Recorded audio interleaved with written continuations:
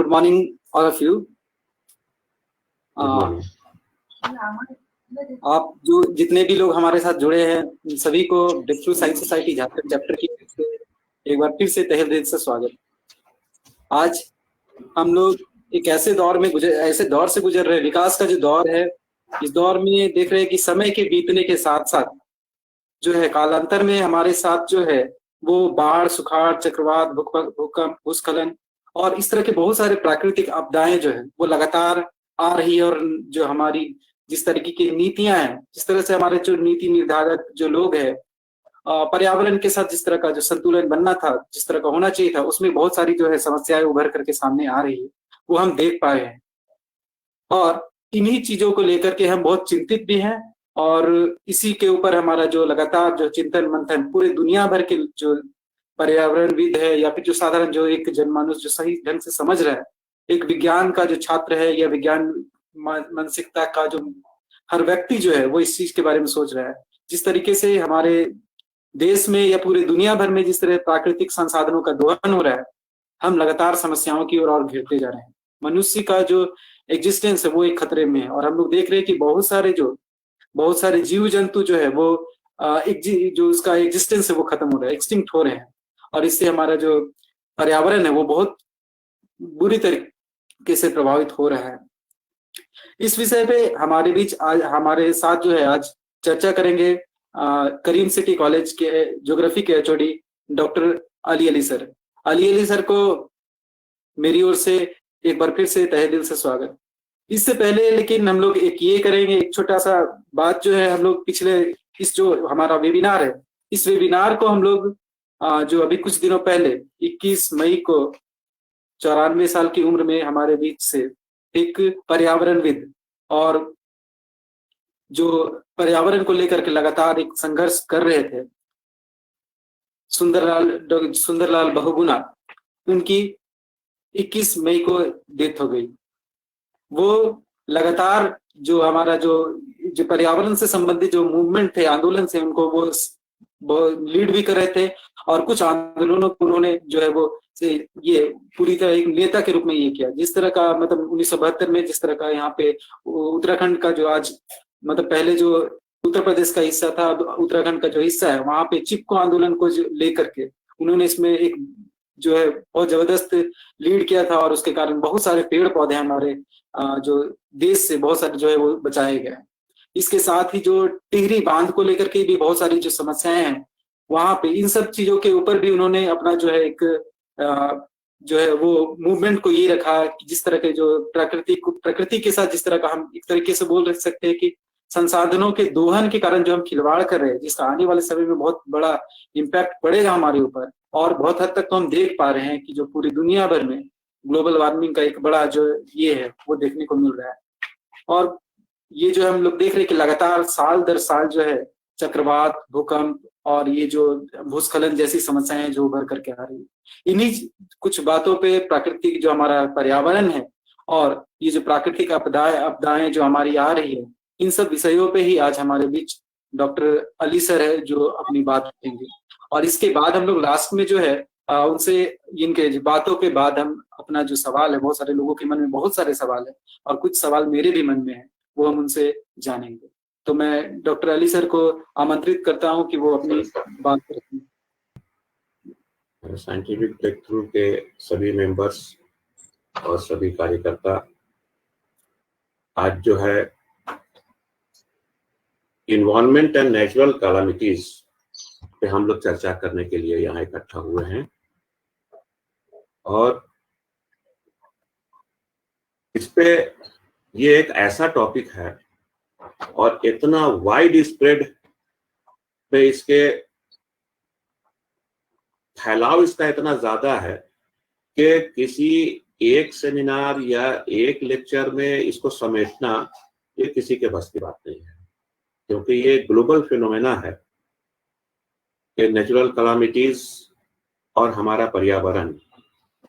अगर हम अपने पर्यावरण की बात करें तो जैसे इन्वायरमेंट है, तो हम समझे कि what ever existing around us, हमारे आसपास में जितने भी लिविंग, नॉन लिविंग या बायोटिक, अबायोटिक जितने भी एलिमेंट्स हैं, वो सारे के सारे जो है हमारे इन्वायरमेंट का पार्ट माना जाता है।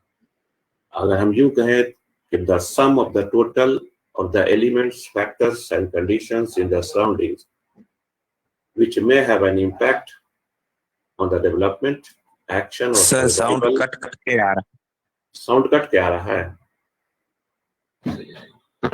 हेलो, नहीं सर, ठीक है, वो हमको लगता है उनका ये नेटवर्क का कुछ प्रॉब्लम अच्छा। होगा। आपकी आवाज ठीक आ रही है जी। तो इन्वायरमेंट का मतलब ये हुआ कि हमारे आसपास के जितने भी बायोटिक या अबायोटिक, सजीव या निर्जीव जितने भी तत्व हैं, वो हमारा, जैसे हम अगर एक छोटी सी बात कहें कि हम जहाँ रहते हैं कि हमारा पर्यावरण क्या है, तो हमारे आसपास जितने भी पेड़ पौधे, वाटर बॉडी या मैन मेड जितनी भी चीजें हैं, वो सारा हमारा इन्वायरमेंट बनाएंगे और उसी में हमारा जीवन यापन होता है। उसी तरह से अगर हम ये समझें कि व्हाट इज नेचुरल कैलामिटी, कि नेचुरल कैलामिटी क्या है, तो उसको हम कहते हैं sudden and terrible event in nature. अचानक कोई ऐसा बड़ा हादसा हो जाए ग्लोबली या एक ग्लोब के एक पार्ट में, जैसे हरिकेन आ जाए, टोर्नेडो आ जाए या अर्थक्वेक आ जाए या फ्लड आ जाए, that usually results in serious damage, जिससे काफी जान माल का नुकसान हो, तो उसको हम कहते हैं नेचुरल कैलामिटी। तो नेचुरल कैलामिटी भी कई तरह के होते हैं। जैसे ये एक हम इंट्रोडक्टरी आपको दिखा रहे हैं कि इस पे देखिएगा, आजकल बहुत चर्चा इस पे होने लगी है। हम उसके बाद अपने ग्लोब और ग्लोबल इन्वायरमेंट पे आएंगे। आजकल एक बहुत बड़ा थ्रेट हो रहा है। हम लोग तो चिंता करने बैठे हैं अपनी पृथ्वी, अपने ग्लोब के बारे में, लेकिन बियॉन्ड द ग्लोब जो है एक बहुत बड़ा खतरा उत्पन्न हो रहा है, जो स्पेस में स्पेस शटल्स या हमारे सैटेलाइट्स भेजे जाते हैं, उससे जो अब तक पॉल्यूशंस फैल रहे हैं स्पेस जंग के नाम से, वो हमारे इंटरनेशनल स्पेस स्टेशन के लिए बहुत बड़े खतरा साबित हो रहे हैं। और स्पेस स्टेशन से अभी हाल में एक जंग जो है, यानी जो स्पेस वेस्ट मटेरियल, वो टकराया भी था, जिससे कोई उतना नुकसान नहीं हुआ।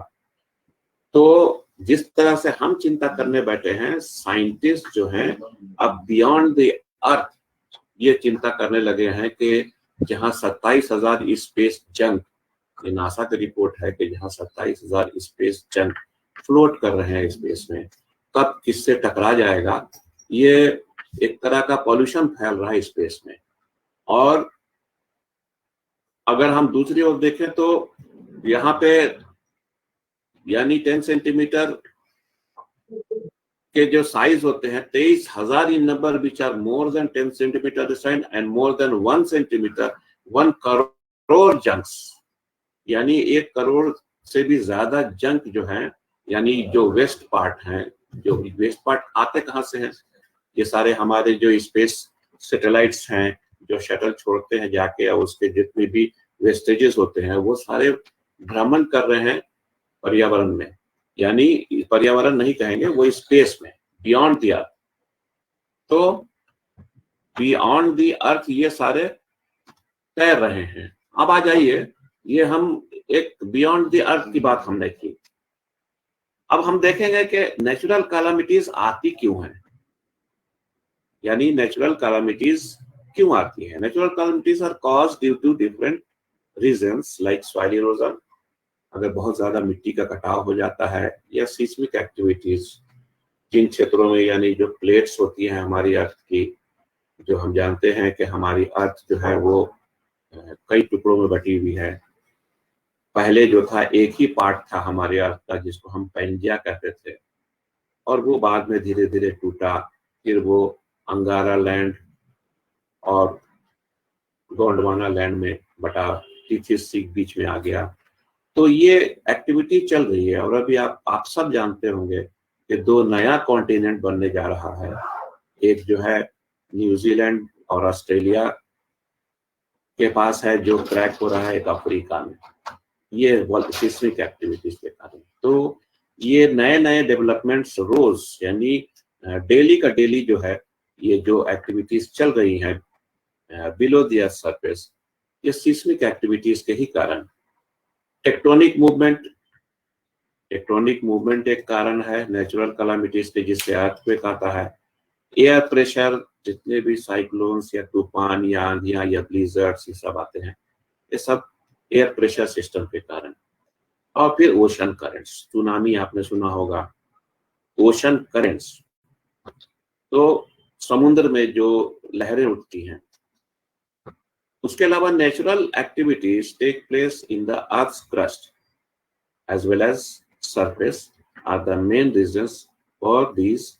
यानी हम नेचुरल एक्टिविटीज अगर देखें तो taking place in the earth crust, जितनी भी नेचुरल एक्टिविटी होती है वो हमारे धरातल पर ही होती हैं।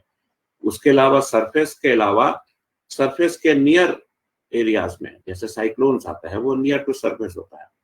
ये सारे डिजास्टर्स आते रहते हैं। अब हम देखते हैं कि what are the effects of natural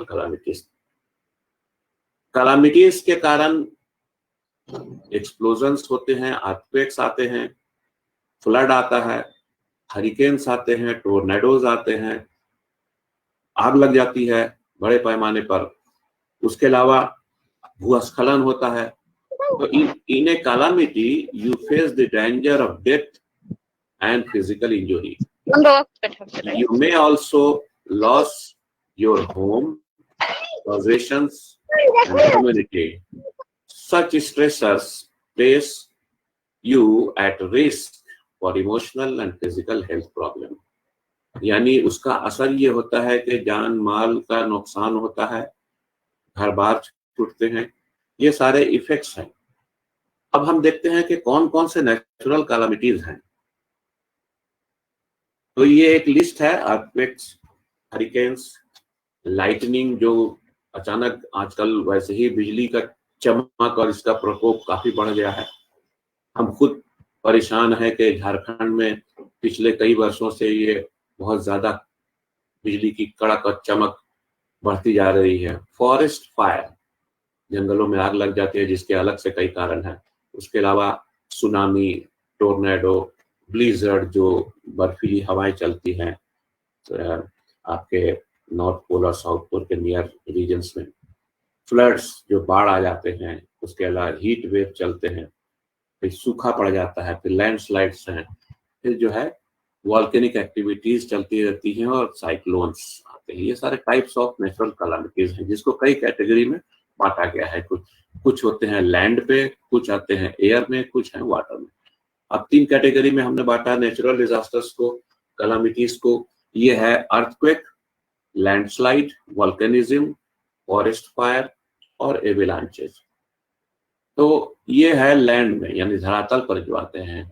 अब जितने भी तरह के तूफान आते हैं, साइक्लोन आते हैं, वो सारे एयर की कैटेगरी में आ जाएंगे। जैसे साइक्लोन्स हुआ, टोर्नेडोज हुआ, थंडर स्टॉर्म्स हुआ, ब्लिजर्ड्स हुआ। थर्ड कैटेगरी में आता है वाटर बॉर्न, यानी फ्लड, सुनामी या लैक ऑफ वाटर में ड्राउट आ जाएगा।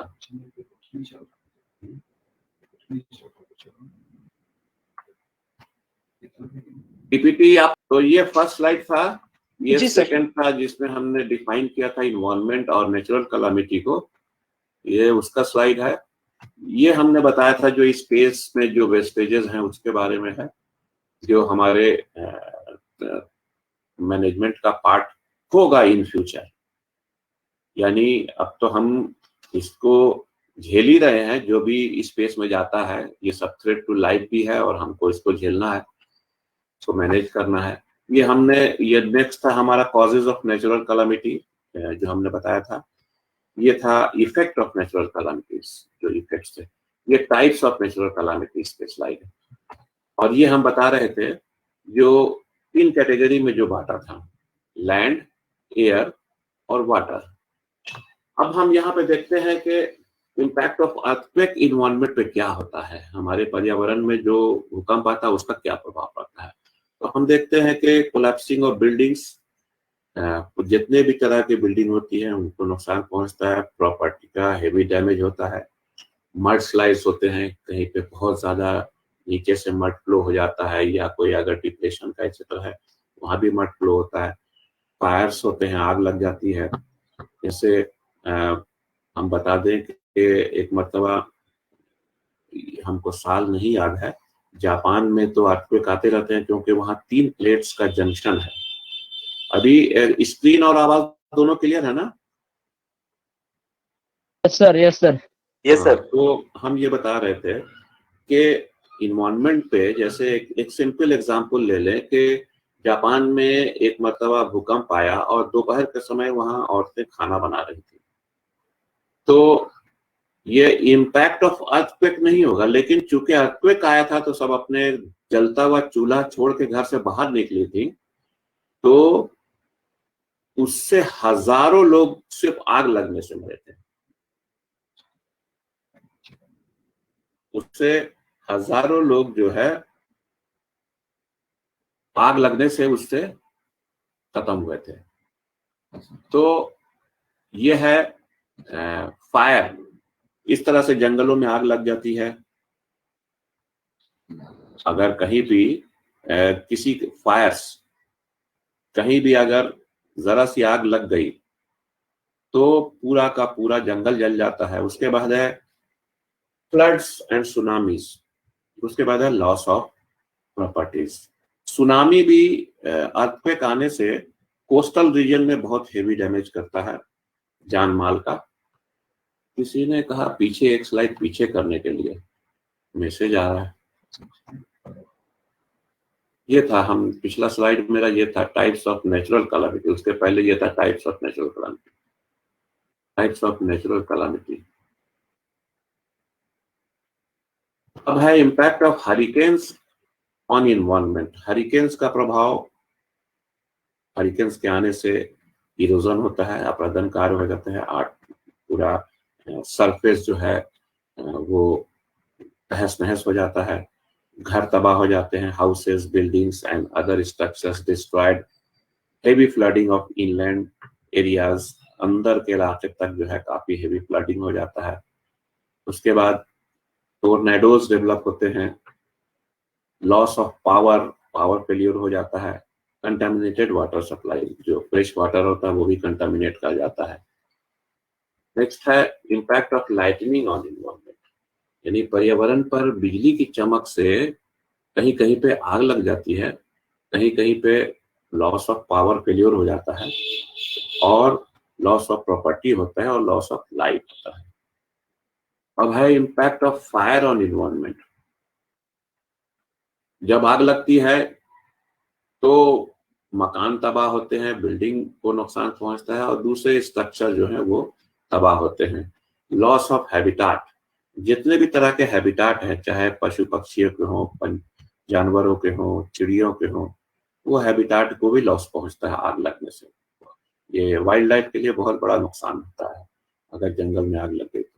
उसके बाद है लॉस ऑफ लाइफ, जान माल का नुकसान होता ही है। उसके बाद इन्वायरमेंटल पॉल्यूशन तो होता ही है, आग लग जाती है तो पूरे पर्यावरण में धुआं धुआं होता है, जिससे काफी जो लाइफ सेविंग गैसेस हैं वो लॉस हो जाती हैं, और हम सबको नुकसान होता है, कार्बन का इंक्रीज बढ़ जाता है। उसके बाद impact of tsunamis on environment. Tsunami का प्रभाव जो है वो पर्यावरण पे ये पड़ता है कि घर तबाह होते हैं, बिल्डिंग तबाह होती है, अदर स्ट्रक्चर्स जो हैं उनको नुकसान पहुंचता है, पावर फेलियर हो जाता है। उसके बाद अपरदन कार्य, यानी पूरे जमीन जो है कट छट जाती है, अपरदित हो जाती है, और फ्रेश वाटर कंटेमिनेट हो जाता है, पीने के लायक पानी जो है वो नहीं मिलता है लहर के आने से। उसके बाद वॉल्केनिक इरप्शन का क्या प्रभाव पड़ता है इन्वायरमेंट पे। Impact of volcanic eruptions on environment, ये इससे houses, buildings and other structures destroy हो जाते हैं। उसके बाद फायर्स, आग लग जाती है वॉल्केनिक इरप्शन से। उसके बाद टॉक्सिक गैसेस, बहुत सी जहरीली गैसें जो रिलीज होती हैं एटमॉस्फेयर में, जो वाइल्ड लाइफ के लिए तो नुकसानदेह होती ही हैं, इन्वायरमेंट के हेल्थ के लिए भी ये नुकसानदेह होती हैं। Carbon dioxide emitted from volcanoes adds to natural greenhouse effect। अब जो कार्बन डाइऑक्साइड निकलता है वॉल्केनिक इरप्शन से, वो भी हमारे ग्रीन हाउस इफेक्ट में, यानी नेचुरल जो ग्रीन हाउस इफेक्ट है उसमें, और हम सब के लिए नुकसानदेह होता है। उसके बाद लॉस ऑफ हैबिटाट, जो हैबिटाट है उसको लॉस पहुंचता है, चाहे वो जानवरों का हैबिटाट हो, चिड़ियों का हो या और किसी सजीवों का। इम्पैक्ट ऑफ ब्लिजर्ड्स ऑन एनवायरनमेंट, यानी जो बर्फीली हवाएं चलती है नॉर्थ पोल पे, तो उसका प्रभाव ये देखने को मिलता है अलास्का में, ग्रीनलैंड में, यानी नॉर्दर्न लैटिट्यूड्स में, जिससे फ्लडिंग में स्नोज मेल्ट। कभी स्नो जब नीचे की बर्फ पिघल जाती है तो एक तरह का फ्लडिंग शुरू हो जाता है। ट्रीज फॉल, जो भी थोड़ा बहुत वहाँ जो ट्रीज होती हैं, कॉनिफेरस ट्रीज, वो सारी गिर जाती हैं। और पावर आउटेज, उसके बाद है हाइपोथर्मिया, मतलब इस तरह का सिचुएशन डेवलप हो जाता है कि पूरे पर्यावरण को इससे नुकसान होता है। नेक्स्ट आइए impact of flooding on environment. Flooding से हम जानते ही हैं कई तरह की बीमारियां फैलती हैं, लॉस ऑफ हैबिटाट होता है, पशु पक्षी इन सबों का जो एबोर्ड होता है, रहने का निवास क्षेत्र होता है, उसको हेवी लॉस होता है। उसके अलावा घर तबाह होते हैं, बिल्डिंग्स को नुकसान पहुंचता है और दूसरे भी इमारतें हैं उनको भी नुकसान पहुंचता है। House hold wastage get into the water system, जितने भी कचरा है सब मिल जाता है फ्लड के पानी में, तो वो मिल के जो है और ज्यादा नुकसानदेह होता है एग्रीकल्चर और लाइफ के लिए। उसके बाद पावर का भी नुकसान होता है और बहुत सारे एक्टिविटीज रुक जाती हैं उसकी वजह से। Impact of tornadoes on environment. Impact of tornadoes on environment, tornado हम सब जानते हैं कि ये सबसे खतरनाक, जैसे हमारा साइक्लोन है, ये भी एक तरह की जो है साइक्लोनिक ही विंड इसको कहेंगे, लेकिन ये इसका इंटेंसिटी बहुत ज्यादा होता है। Impact of tornado, tornadoes could hit hazardous or to materials which could carried by a thunderstorm and then transported along ways downstream, could transport certain types of small animals and plants across the land, destroys topsoil and crops। यानी इसका force इतना अधिक होता है कि एक बार अभी हाल के दिनों में 10-15 साल पहले की बात है, पूरी पूरी कार उठ के इससे टोर्नेडो से, जिससे वाटर स्पाउट बीच बीच में डेवलप होता है, और वो वाटर स्पाउट ने टोर्नेडो के बीच में से जो वाटर स्पाउट डेवलप होता है, अभी भी वाटर स्पाउट जैसे तूफान आया था तो उसमें डेवलप हुआ था, तो वाटर स्पाउट ने खींच लिया था, पूरी पूरी कार उठा के बिल्डिंग में डाल दिया था। तो ये दुनिया का सबसे खतरनाक जो है एक तरह का साइक्लोन ही है टोर्नेडो। नेक्स्ट आइए impact of drought and on environment. सूखा जो पड़ता है उसका भी पर्यावरण पे बहुत बुरा असर देखने को मिलता है। जो वनस्पतियां हैं वो समाप्त हो जाती हैं और झीलें सूख जाती हैं, अदर वाटर रिसोर्सेज जो हैं वो सूखने लगते हैं, लाइव स्टॉक और क्रॉप्स जो हैं वो समाप्त होने लगते हैं, मवेशी वगैरह जितने हैं, एग्रीकल्चर जो है उसको लॉस पहुंचता है। उसके बाद है people use more fuel during drought. अब सूखा पड़ता है तो पावर का कंजम्पशन बढ़ जाता है, ईंधन का कंजम्पशन बढ़ जाता है, किसी भी शक्ल का ईंधन हो। उसके बाद लॉसेस और destruction of fish and wild life habitat. Losses और destruction of fish and wild life habitat, जितने भी जंगलों के पशु पक्षियां हैं या पानी में मछलियां पाई जाती हैं, जब सूखा पड़ता है नदियों में, तालाबों में, तो मछलियां भी खत्म होने लगती हैं। Lack of food and drinking water for wild animals. इंसान को जब सूखा पड़ता है तो पानी नहीं मिलता है, तो जानवरों की चिंता कौन करेगा। जब सूखा पड़ने लगता है तो इंसान पहले अपनी जान बचाएगा, उसके बाद फिर तो खाने पीने का इंतजाम भी कम हो जाता है। Increase in diseases in wild animals because of reduced food and water supplies. बीमारियां बढ़ने लगती हैं। उसके बाद माइग्रेशन ऑफ वाइल्ड एनिमल्स, पानी की तलाश में, खाने की तलाश में जानवर सब इधर उधर माइग्रेट करने लगते हैं, leading to a loss of wildlife. पूरा कहिए कि वाइल्ड लाइफ सिस्टम ही बिगड़ जाता है अगर सूखा किसी क्षेत्र में पड़ गया तो। And too many wildlife in areas not affected by drought areas and too many wildlife in areas not affected by drought. Increased stress on endangered species. दबाव बढ़ जाता है कि पूरी जानवरों की या पशु पक्षियों की नस्लें खत्म ना हो जाएं, उनके लिए खतरा आ जाता है, पूरी उनकी स्पीशी ना खत्म हो जाए। उसके बाद lower water levels in reservoir, पानी की जो सतह है वो धीरे धीरे नीचे जाने लगती है, चाहे वो झील हो, तालाब हो या रिजर्वायर्स हो। लॉस ऑफ वेटलैंड्स जो होते हैं वो कम होने लगते हैं। उसके बाद मोर फायर्स, आग की संभावना बढ़ जाती है, जगह जगह आग लगने लगता है। उसके बाद wind and water erosion of soils, reduced soil quality. Wind and water erosion of soil, जो हवा और पानी का जो अप्रदन कार्य होता है मिट्टियों पे, उससे मिट्टी की क्वालिटी भी घटती है। अब यहाँ है precautions, management and mitigations. Above we have discussed the disasters which occur due to natural agencies and their effect. Besides this, we should also know the precautions to deal with these disasters. The mitigation measures are divided. Screen presentation दिखाई दे रहा है क्या? जी sir. No sir, no दिखाई दे रहा है। एक minute.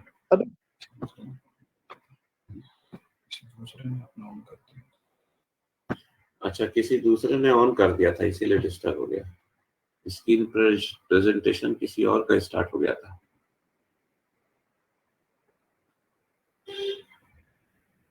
अभी आया? देखिए तो स्क्रीन पे। जी सर, जी sir. Precautions, management and mitigation आ गया। तो हम यह बता रहे थे कि above we discussed the disasters which occur due to natural agencies. Natural agency कोई भी हो सकती है, फ्लड भी हो सकता है, अर्थक्वेक भी हो सकता है, और उनका प्रभाव। Besides this, we should also know the precautions to deal with these disasters. हमको क्या प्रिकॉशन लेना है ऐसी कैलामिटीज अगर आती है। The mitigation measures are divided into 3 phases: before the disaster, during the disaster, after disaster. यानी हमको क्या सतर्कता बरतनी है किसी भी कैलामिटी या किसी भी आपदा से पहले, उसके बाद आपदा के दौरान, या फिर आपदा के बाद। ये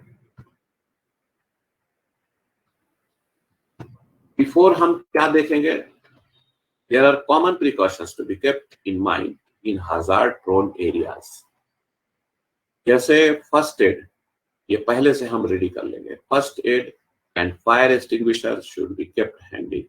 ये रेडी रखेंगे हम कि फर्स्ट एड फैसिलिटीज जो हैं, या आग कहीं लगती है तो आग बुझाने का जो इंतजाम है वो हमको रखना होगा। Alert and early warning should be taken care of.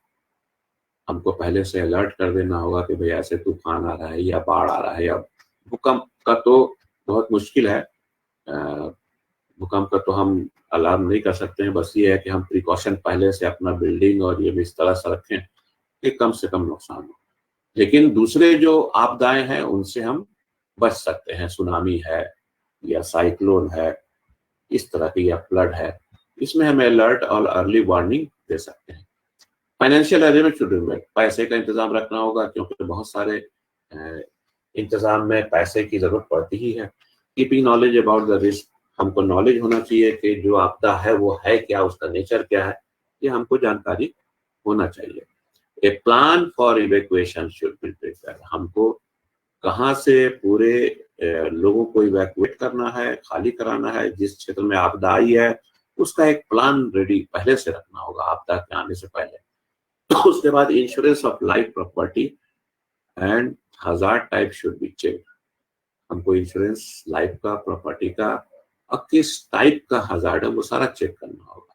Plan and conduct a mock drill with local. ये मतलब एक मॉक ड्रिल कर लेते हैं कि भाई कैसे हम बचाएंगे, कैसे क्या करेंगे, ये प्लान हम पहले से करते हैं, रिहर्सल जिसको बोलते हैं। अब जैसे आपदा अगर आ गई है तो आपदा के दौरान भी हमको कुछ सतर्कता बरतनी ही पड़ती है। There are many precautions to be taken during the disaster depending on the type and the intensity and the level severity of the disaster. अब जैसे आप लोगों ने सुना होगा कि अभी एक पिछले साल की बात है ना, लॉकडाउन से पहले, कि सुरंग में कुछ बच्चे फंस गए थे, प्लेयर्स अपने कोच के साथ। तो ये ड्यूरिंग द डिजास्टर, यानी पूरा पानी भर गया था, उसमें एक शायद खत्म हो गया था, बाकी सबको बचा लिया गया। ड्यूरिंग द डिजास्टर पानी भरा हुआ था, उसी में से कितना रिस्की ऑपरेशन करके ये लोग ले आए थे। नेक्स्ट है after disaster. Some disasters cause a lot of damage to life and property. After a disaster, check yourself for injuries and help people who require special assistance. Listen to local people's radio, TV information regarding the update of the disaster. अब disaster के खत्म, जैसे तूफान आया है या earthquake के बाद हमको क्या करना है?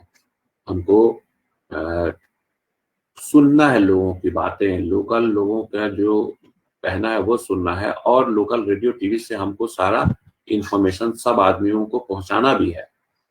उनकी बातों को सुनकर सारा इंफॉर्मेशन, हम कैसे उनको बचना है, सारा इंफॉर्मेशन हमको देते रहना पड़ेगा। अब यहाँ पे एक चीज और है, स्पेशली चूंकि इधर साइक्लोन्स का प्रकोप बढ़ रहा है, तो एक छोटा सा हमने इंफॉर्मेशन कलेक्ट किया है डेवलपमेंट ऑफ ट्रॉपिकल साइक्लोन्स पे।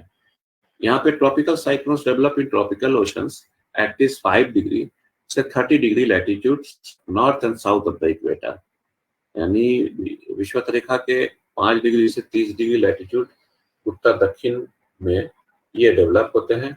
और जनरली इसमें तापमान जो है, where the sea temperature is at least 27 degree C, यानी 27 डिग्री सेंटीग्रेड तापमान रहता है। Tropical cyclones are important for transferring heat and energy between the equator and the poles. ये साइक्लोन्स जो होते हैं वो हीट और एनर्जी को ट्रांसफर करते हैं इक्वेटर से पोल के बीच में।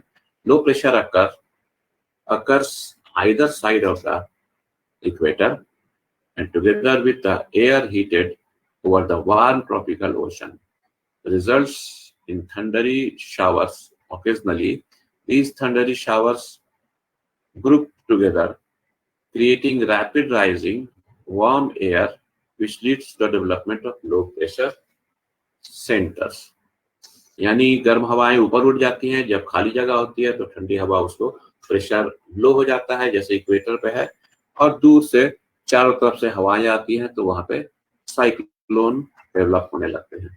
Several conditions are needed for a tropical cyclone to form. अब बनता कैसे है? High sea temperature of at least 27 degree C होना चाहिए, converging winds near the ocean surface forcing air to rise and form storm clouds, यानी दूसरे क्षेत्र से आके वहां विंड्स का कन्वर्जेंस होना चाहिए near the sea ocean surface, और फोर्सिंग एयर टू राइज, जो हवाएं गर्म होकर ठंडी हो गई हैं वो ऊपर उठती हैं, और वहां फिर स्टॉर्म क्लाउड्स फॉर्म होते हैं। Winds that do not very greatly with height, known as low wind shear. This allows the storm clouds to rise vertically to high levels, sufficient distance from the equator for a spin, such as the Coriolis force, to take effect. Coriolis force हम जानते हैं कि जैसे हम लोग geography में, science और geography में यही अंतर है कि ज्योग्राफी में जो लॉजिक और लॉ होता है उसको हम बहुत सिंपल ढंग से पेश करते हैं। जैसे एक ज्योग्राफर जिसको फादर ऑफ ज्योग्राफी कहते हैं हम्बोल्ट, उन्होंने जो टूल्स इस्तेमाल किए थे, छेनी, हथौड़ी, इस तरह के, और निकल गए थे अपने शिप में और कई बड़े ग्लोब के बड़े इलाके को डिस्कवर कर लिया था। उसी तरह से हम यहाँ समझ लें कि कोरियालिस फोर्स जो होता है, पृथ्वी के रोटेशन से हवाओं का जो रुख मुड़ता है, जब रोटेशन होता है तो हम अगर एक पत्थर उछालते हैं, वो पत्थर आके वापस जमीन पे गिरता है, तो उतनी देर में जमीन खिसक चुकी होती है थोड़ी दूरी पे। तो ये कोरियालिस फोर्स का इफेक्ट है, यानी हवाओं का डायरेक्शन भी थोड़ा सा चेंज होता है। साउथ हेमिस्फीयर में डायरेक्शन अलग होता है, नॉर्थ हेमिस्फीयर में due to the movement of the rotation of the earth, ये अलग होता है. Further developed at about 6 miles as winds spin inwards and upwards, releasing heat and moisture. A cylinder of deep thunderstorm form the cloud tops are carried out by the out spiraling winds, leaving the tropical cyclone core cloud free. The cloud free center of subsiding air, which is often dry with little wind, is referred as the आई. ये जो structure होता है cyclone का, पहले उसका आई कहते हैं. जब साइक्लोन आता है तो गौर कीजिएगा कि होता क्या है कि एक बैग तेज हवा चली, फिर हल्की फुल्की बारिश, फिर मौसम शांत हो गया, फिर उसका बॉर्ड धड़ आता है जिसको धड़ बोलते हैं, फिर उसका पूंछ आता है, टेल. ये 3 फेज में आता है. अब यहाँ देखिए increase in the intensity of tropical cyclones. यहाँ देखिएगा, गौर कीजिएगा कि इंटेंसिटी क्यों बढ़ रहा है. इस पे भी बहुत सारे सवालात होते हैं. अब ये इतना लंबा चौड़ा टॉपिक है कि the intensity of cyclones, hurricanes and typhoons might increase in the next century due to global warming. ये मेन फैक्टर जो है, इंटेंसिटी जो बढ़ रहा है, हो सकता है आप लोगों के मन में भी सवाल इस तरह का हो. Due to global warming, a new joint British-American study has said scientists from the National Oceanic and Atmospheric Administration (NOAA) and Princeton University in the USA and University of East Anglia in the United Kingdom analyzed 90 peer-reviewed articles to understand the impact of changing climate on tropical cyclones, a combined name used for the 3 cyclonic storms. They concluded that there could be a 5% increase in the maximum cyclonic wind speeds if the world warmed by 2 degrees Celsius by 21st century. यानी simply कहने का मतलब ये है कि जो climatic change भी हो रहा है, और इसका मेन कारण जो है ये जो इंटेंसिटी बढ़ रहा है साइक्लोन्स का, और क्लाइमेटिक चेंज का भी मेन कारण जो है increase in temperature in the form of global warming. और यहाँ पे देखिएगा, अभी हम एक वो दिखाएंगे, एनिमेशन दिखाएंगे, जिससे एनिमेशन से थोड़ा सा और समझ में आएगा, क्लैरिटी होगा. साइक्लोन का फॉर्मेशन के ऊपर हम एक कभी दिखाएंगे. They concluded wind speeds of a cyclone can peak at more than 300 kilometers per hour and cause damage to public infrastructure like electric pole, houses and vegetation. Cyclones and hurricanes and typhoons are the same but named differently based on which ocean they form in. They are created by warm ocean waters.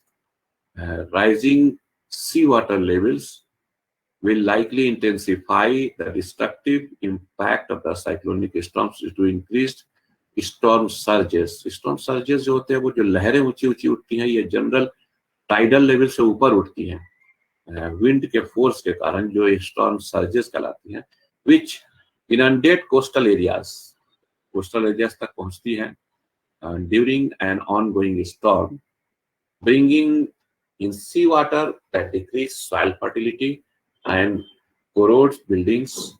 To add the misery, the amount of rainfall carried by the storms might also increase by an average of 14% due to warming fueled increase in moisture in the atmosphere, which can cause more intense flood. ये एक category है, ये हमने ये पूरा different oceans का है. अब एनिमेशन हम ऐड करते हैं. एनिमेशन के थ्रू थोड़ा सा कैसे बनता है साइक्लोन, वो एक झलक दिखाते हैं.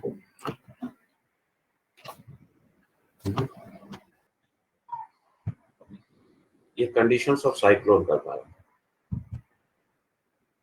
देखिए हवा जैसे गर्म होती है तो हल्की होकर ऊपर उठ रही है,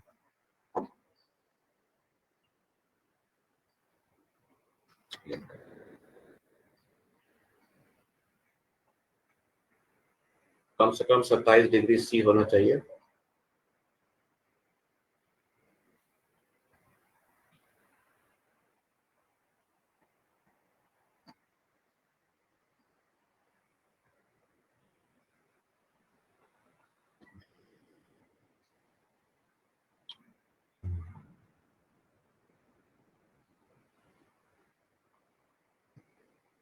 गर्म होकर हवा ऊपर उठ रही है।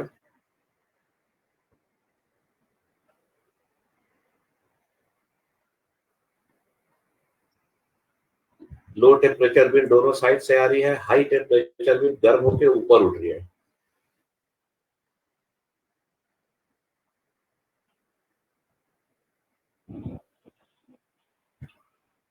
हवा जब गर्म होती है तो हल्की होकर ऊपर उठ जाती है, जिससे सेम कंडीशन इक्वेटर पे भी है। देखिए कोरियलिस इफेक्ट, ये डाइवर्ट हो रही है कोरियलिस इफेक्ट से।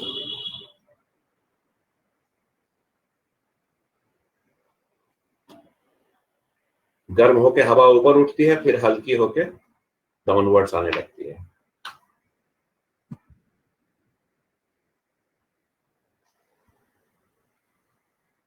देखो ये आई ऑफ द स्टॉर्म,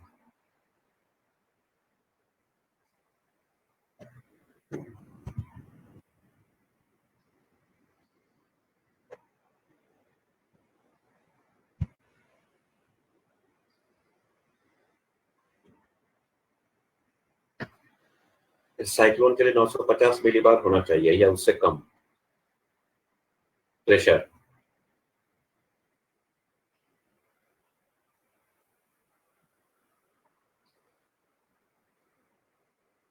अभी तक जो रिकॉर्ड किया गया एयर प्रेशर 877, 1958 में रिकॉर्ड किया गया था 877 मिलीबार।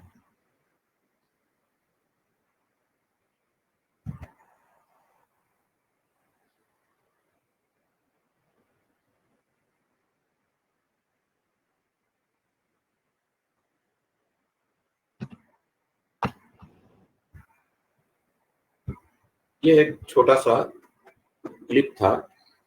आवाज जा रही है मेरी? जी सर।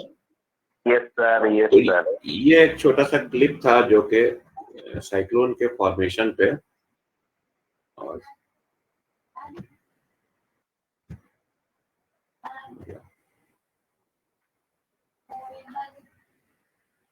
ठीक है, हो गया, थैंक यू। आवाज कहाँ से आ रही है?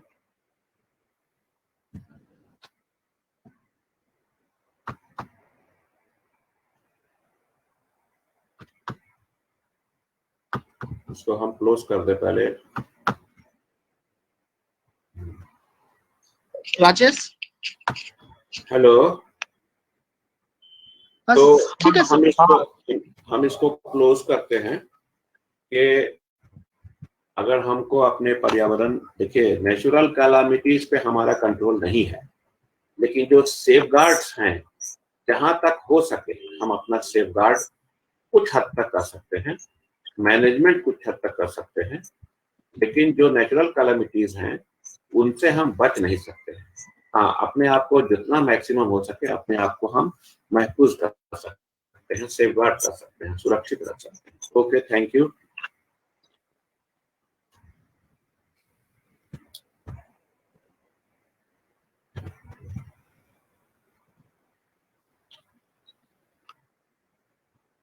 यहाँ पे अगर किन्हीं के पास कुछ अगर सवाल है तो आप अपना सवाल रखिए।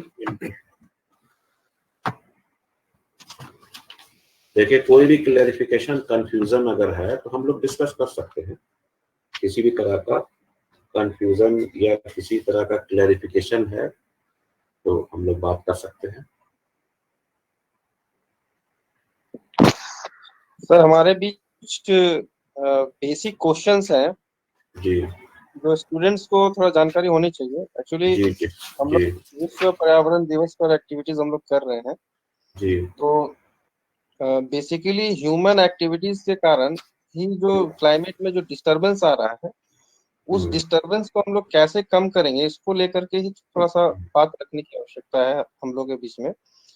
जैसे एक सवाल बहुत उभर के आता है बार बार, जैसे माइनिंग जो होता है, माइनिंग अभी के समय में बहुत खतरनाक ढंग से पूरे सिविलाइजेशन के लिए सबसे बड़ा इम्पोर्टेंस हम लोग मानते हैं इसको, लेकिन इसके साथ साथ हम लोग देख रहे हैं कि फ्लोरा और फौना पर इसका बहुत बुरा प्रभाव पड़ रहा है।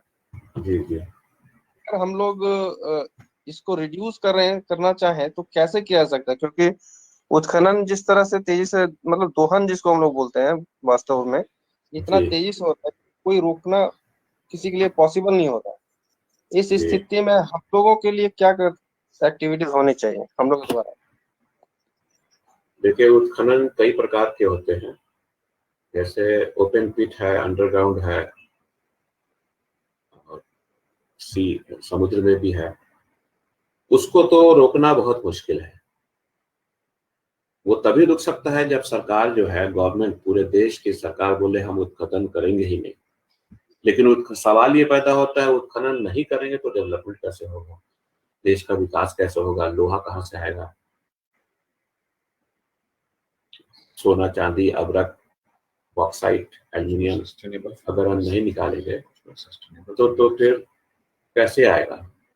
तो उसका दूसरा उपाय है, जैसे जमशेदपुर में आपने देखा होगा, हमारा झारखंड बहुत रिच है, हम लोग तब स्टूडेंट्स की पूरी टीम लेके गए हैं। जैसे एक उत्खनन क्षेत्र है, ओपन पिट भी है और अंडरग्राउंड भी है। आपके यूरेनियम माइंस, जमशेदपुर के आसपास 7-8 यूरेनियम माइंस हैं। नरवा पहाड़ है, जादू घोड़ा है, बागदाता है, पुरामडी है। इसमें लगभग 4-5 माइंस हम लोगों ने बच्चों को दिखाया है। अंडरग्राउंड के अंदर नहीं गए हैं, लेकिन जहां से अंडरग्राउंड वो लोग जाते हैं उत्खनन के लिए, वो भी देखा। तो ये काफी, नरवा पहाड़ जो है काफी सेफ माना जाता है। लेकिन कभी कभी क्या होता है कि ऊपर में पेड़ पौधा सारा उगा हुआ है, बहुत सारे पेड़ पौधे पे जानवर पशु पक्षी रहते हैं, या कोई जंगल का क्षेत्र है, उसके नीचे उत्खनन हो रहा है अंडरग्राउंड। तो हम उत्खनन करते हैं और कहीं किसी भी हमारे मिस फंक्शनिंग की वजह से पूरा का पूरा क्षेत्र बैठ गया, तो ऊपर जितने भी हमारे फ्लोरा एंड फौना थे वो सारे के सारे डिस्टर्ब हो गए। तो हम इसको कैसे रोक सकते हैं? वो लोग क्या करते हैं, हम लोगों ने जब गए थे, हम लोग पूछा था, तो उन लोगों ने बालू के सिंपली वो लोग करते हैं कि बालू के जो बोरा है, उसमें बोरे में बालू भर भर के जितना भी वो लोग यूरेनियम निकालते हैं उसको वो बालू के बोरा से भर भर देते हैं, बस, और कुछ नहीं करते हैं। उसको भर दिया, लास्ट में सर उसे फिलअप कर दिया जाता है सर। हाँ, के लिए जो जगह स्पेस बनता है उसे लास्ट में जब उत्खनन प्रक्रिया जब समाप्त होता है उसके बाद उसे फिलअप कर दिया जाता है। हाँ, फिलअप कर दिया जाता है। अच्छा, तुरांडी जो है वो ओपन पिट माइन है। वो देखिएगा तो बहुत बड़ा क्षेत्र है जो बिल्कुल ओपन वैसे पड़ा हुआ आसपास का। तो उसके ऊपर के जितने भी फ्लोरा एंड फौना थे वो तो डिस्टर्ब हो गए, वो तो सब माइग्रेट कर गए। तो उनका, अच्छा, एनिमल का हैबिट होता है कि आप लोगों ने हो सकता है सुना हो, महाद्वीपीय विस्थापन सिद्धांत जो है, वेगनस थ्योरी जो है, कॉन्टिनेंटल ड्रिफ्ट, जब 1911 में आल्फ्रेड वेगनर ने, जर्मन के मैथमेटिशियन थे, आल्फ्रेड वेगनर ने एक बात कही कि है खिसक रहे हैं। उससे पहले किसी ने ये बात नहीं की थी, और हम लोग भी नहीं जानते थे कि महाद्वीप एक जगह से दूसरी जगह खिसक रहे हैं, कोई दक्षिण, कोई उत्तर, कोई पूर्व, कोई पश्चिम। तो उन्होंने प्रूफ दिया था कुछ। उस प्रूफ में एक जानवर होता है जो न्यू फाउंडलैंड में माइग्रेट करता आया था। ये हम एनिमल हैबिट बता रहे हैं। तो लेमिंग जानवर जो है आज भी माइग्रेट करते हैं और जाके समुद्र में, अटलांटिक महासागर में डूब जाते हैं, यानी उनका हैबिट अभी भी चेंज नहीं हुआ है।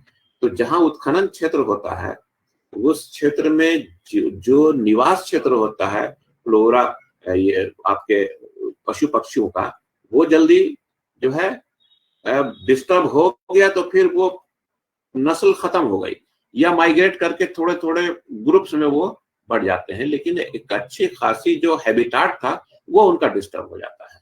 जी,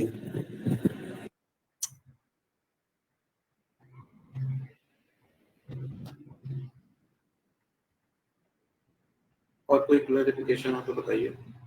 एक और क्वेश्चन है सर, जिसमें हम लोग देखते हैं कि जैसे ही बसंत का मौसम आता है या ठंडे के बाद का जो मौसम होता है, इस दौरान जो है ह्यूमन बींग्स द्वारा अक्सर देखा जाता है कि पहाड़ों में और जंगलों में आग लगा दिया जाता है।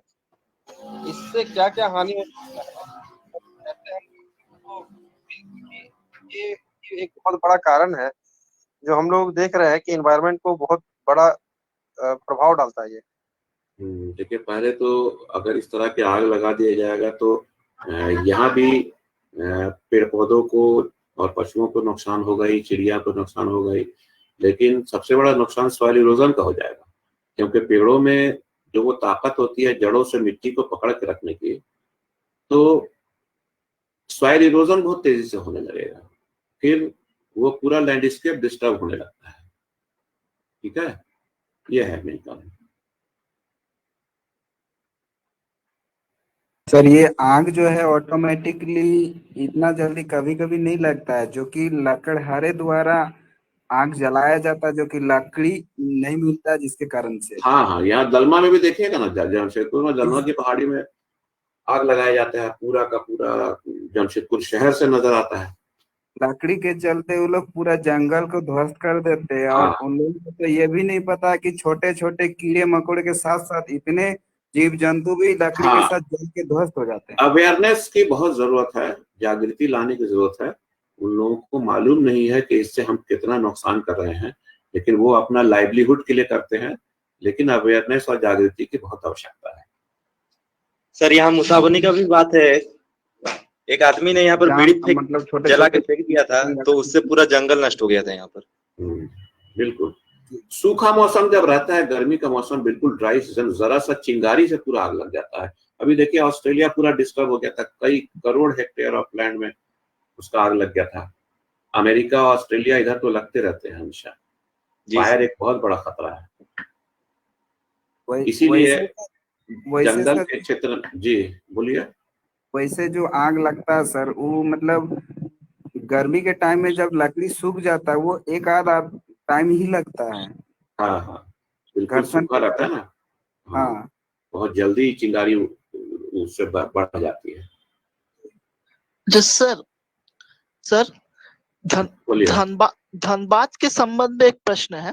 कुछ लोगों का मानना है कि धनबाद में जो कोयला की जो माइनिंग हो रही है, इसके कारण से फ्यूचर में कि मतलब ये धनबाद शहर का अस्तित्व पर सवाल पैदा हो जाता है।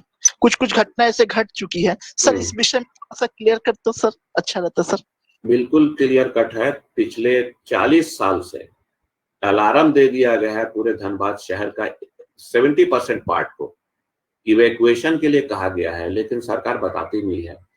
धनबाद का आधा शहर खतरे में है। बिल्कुल 100% सही बात आप बोल रहे हैं। एक बार सरकार ने अलार्म बाकायदा लिस्ट बना दिया था कि ये क्षेत्र जो है उसके नीचे जो माइंस है कभी भी दब सकता है। जब तक वो कांड हुआ था, जो पानी घुस गया था चास नाला वाला, उसके पहले से अलार्म दे दिया गया है कि ये क्षेत्र खतरे में है, आप लोग ये खाली कर दीजिए, लेकिन पब्लिक खाली नहीं करती है।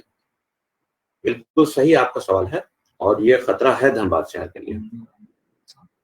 अच्छा सर, और एक चीज है दिल्ली से संबंधित है, जैसे कहा जाता है प्रदूषण के से दिल्ली में आपका मतलब जाड़े के समय काफी कोहरा वगैरह छाया रहता है, कुछ दिखाई भी नहीं।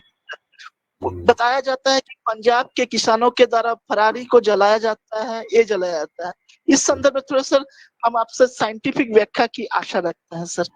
क्या क्वेश्चन है? फिर से बोलिए तो।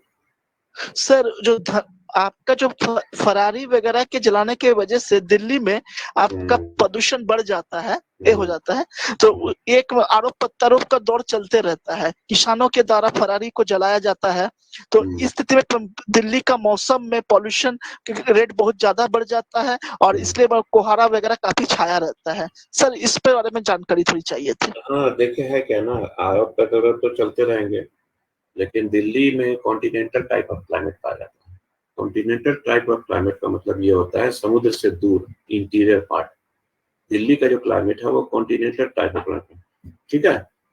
तो वहाँ जो आपने कहा फरारी वगैरह का है, हो क्या कि स्मोक और स्मोक की जो बात है, जब ठंड के दिनों में जब कोहरा रहता है और कारखाने से जो धुआं निकलता है वो दोनों मिलकर, और किसान जाहिर सी बात है जो पराली वगैरह जलाते हैं होंगे उसका भी धुआं उसमें शामिल हो जाता होगा।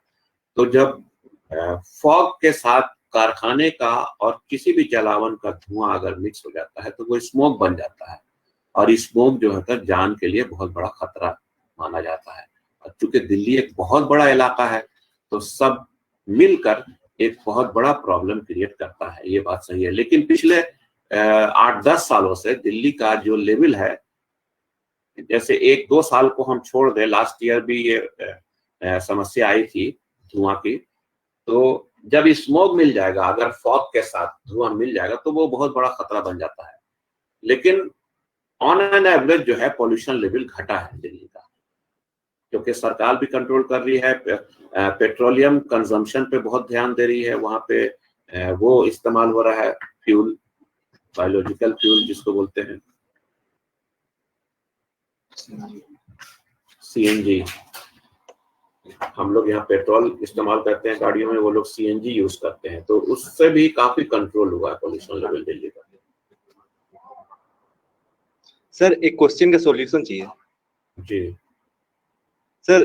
जो नदी में हम लोग कचरा फैलाते हैं तो उसका सॉल्यूशन कैसे हो पाएगा? जैसे कारखानों से जितना भी गंदगी जाती है, फिर अन्य अपशिष्ट जितने पदार्थ नाली के होते हैं सब नदी में बहा दिया जाता है, तो इसका निवारण कैसे कर सकते हैं? देखिए ये आजादी से पहले जो है, आजादी से पहले ब्रिटेन में एक सर्वे शुरू हुआ था जिसको कहते थे लैंड यूज सर्वे। जी सर। आजादी के बाद हमारे भारतवर्ष में भी 2-3 प्रोफेसर्स ने इसको शुरू कराया कि भूमि का प्रॉपर उपयोग, जो भूमि जिस लायक है, कृषि के लायक है तो कृषि करें, इंडस्ट्री के लायक है तो इंडस्ट्री बनाए, मकान बनाने के लायक है, बंजर भूमि है तो वहां कॉलोनी डेवलप करें। अब अपना सवाल बताइए, आपका सवाल क्या था? सर मेरा सवाल है कि नदी में जो गंदगी फैलाई जाती है हमारे द्वारा, जैसे धार्मिक हो, फिर कारखानों से जो निकलता है गंदगी उस वजह से, तो उसका सॉल्यूशन किस तरह से? इसको हम लोग अक्सर सोचते हैं जमशेदपुर में भी, और नदी से जब गुजरते हैं तो आप देखे होंगे कि टाटा स्टील ने स्लैब गिरा के नदी को भर दिया है। जी सर। तो जब तक हम लोगों में जागृति नहीं आएगी, हम लोगों में जागृति नहीं आएगी कि कारखाने का केमिकल नदी में ना गिराया जाए या उसका वेस्ट मटेरियल नदी में ना गिराया जाए, तो हमारा ये कहना है कि जो वेस्ट मटेरियल है उसको उन जगह पे हम गिराएं जहाँ जो फर्टाइल लैंड नहीं है, वहां ले जाके फेंकें, चाहे वो। और जो केमिकल्स जो कारखाने से निकलता है वो टाटा स्टील या दूसरे कारखाने बोलते हैं कि हम उसको रिफाइन करके प्यूरिफाई करके हम भेजते हैं, लेकिन फिर भी उसका काफी अंश, इस पर तो बहुत रिसर्च भी हुआ है। वाटर पोल्यूशन जो फैल रहा है, वाटर पोल्यूशन जो तेजी से फैल रहा है स्वर्णरेखा नदी में, कि इससे नदी का जो मछली और दूसरे जानवर है वो समाप्त होते जा रहे हैं, उनकी नस्लें खत्म होती जा रही हैं उन केमिकल्स की वजह से। तो ये आवश्यकता है इस बात की कि हम नदी में तो किसी भी हालत में कचरा या किसी तरह का लिक्विड पॉल्यूशन हम ना फैलाएं, और प्रॉपर प्लेस हो जो हम यूज में नहीं लाते हैं एग्रीकल्चर या किसी के, वहां हम उसको डक कर सकते हैं। सर मेरा क्वेश्चन था, हम्म। जब अभी ओजोन लेयर है तो इसका कारण सिर्फ पोल्यूशन है या कुछ और भी है? ओजोन लेयर का सबसे बड़ा कारण जो माना गया है वो कार्बन के बढ़ने से, कार्बन जो हम लोग जलाते हैं, घरों में चूल्हा जलाते हैं, गाड़ियां दौड़ाते हैं पेट्रोलियम से, रेफ्रिजरेशन, एयर कंडीशनिंग, जितने भी प्रकार के, या स्प्रे जो है वो स्प्रे जो हम लोग यूज करते हैं, तो जितने भी कार्बन्स बनते हैं वो कार्बन जाके क्या होता है स्ट्रेटोस्फीयर में जमा होने लगता है, और वो कार्बन एक कॉम्बिनेशन ऑफ कार्बन बन जाता है जिसको CFC कहते हैं, क्लोरोफ्लोरोकार्बन। वो जो है ओजोन लेयर स्ट्रेटोस्फीयर में है, ओजोन लेयर में सुराख कर रहा है। लेकिन फिर एक अच्छी सूचना आपको मिली होगी कि अंटार्कटिका क्षेत्र में जो सुराख हो गया था वो अपने आप रिपेयर भी हो रहा है। ये सूचना भी मिल गई हो आप लोगों को कि रिपेयर हो रहा है। जी तो हम इसीलिए गवर्नमेंट, एक इंटरनेशनल कॉन्फ्रेंस हुआ था जो ब्राजील में 1972 में, उसके बाद रेगुलर ये कॉन्फ्रेंस हो रही है अर्थ समिट के नाम से, जिसमें ये डिस्कशन होता है कि हम जो कार्बन रेटिंग है वो धीरे धीरे हर देश का घटाएं। भारत को भी 0 करना था, लेकिन अभी भी हम लोग 7-8 पे अटके हुए हैं। कार्बन लेवल का प्रोडक्शन अभी भी हर देश, जो लेवल बनाया गया था वो 0 किसी देश ने अभी तक नहीं किया है। तो इसीलिए सबसे बड़ा कार्बन का उत्पादन है, हम किसी भी सोर्स जो कार्बन का उत्पादन करते हैं कारखाने के द्वारा हो चाहे किसी चीज के द्वारा, या गाड़ियों के धुएं से हो या कारखानों के या घरों में जो ईंधन इस्तेमाल करते हैं या एसी है, ये सब जाके ओजोन लेयर को समाप्त कर रहा है। इस पे हमको कंट्रोल करना होगा। सर वो ये जो समय है हम लोग बहुत आगे निकल चुके हैं। हम लोग एक्चुअली जब 12 बजे तक का ही समय हम लोग ये करते हैं। जी जी जी। ये बहुत ही भास्ट सब्जेक्ट है और इस पे बहुत सारे सवाल बहुत सारे लोगों के अभी भी है और हमारे में भी बहुत सारे सवाल हैं, लेकिन हम लोग समय की जो बाध्यता है इसको ध्यान में रखते हुए आज का जो कार्यक्रम है लोग इसमें ये जो प्रश्नोत्तरी का जो प्रश्न का जो समय ये है उसको यहीं पे स्थगित करते हैं।